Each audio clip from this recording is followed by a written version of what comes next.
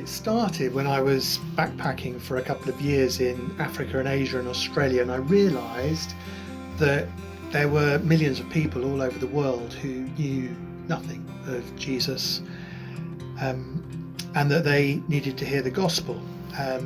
And I then spent a couple of years at All Nations Christian College back in the UK, and I came to understand that this worldwide concern was not just something that was of interest to me, but that it was at the heart of God's plan and purpose for the world.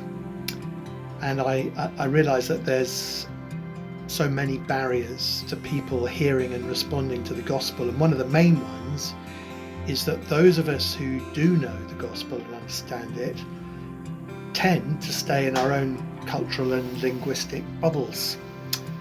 I then spent 6 years in the Middle East, and then had to return to the UK.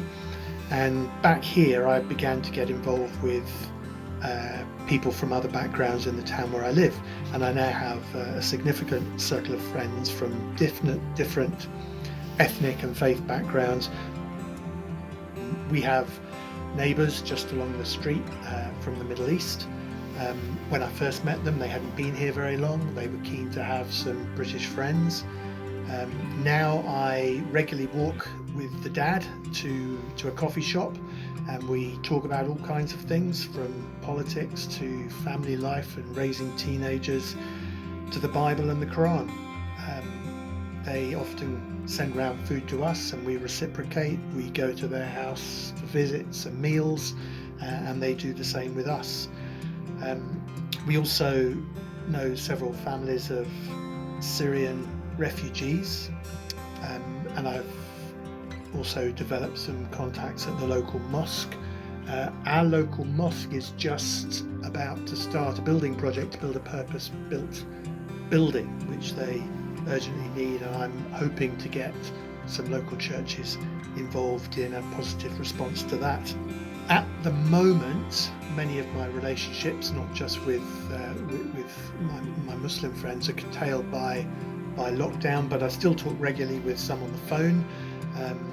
One of my Muslim friends and I, we're reading the story of Joseph in the Quran and the Bible, and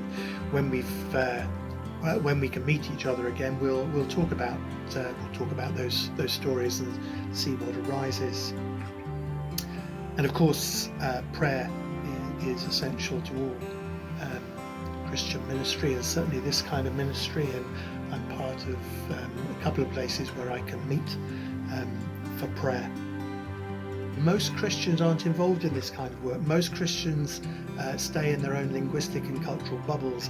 Being part of the Interserve community makes me part of a community that is breaking out of those bubbles and is involved cross-culturally, and that has particular challenges, and it's good to be part of a wider group who are involved with that. I find just being part of the group, it's just an encouragement, because I know that there's other people doing similar things.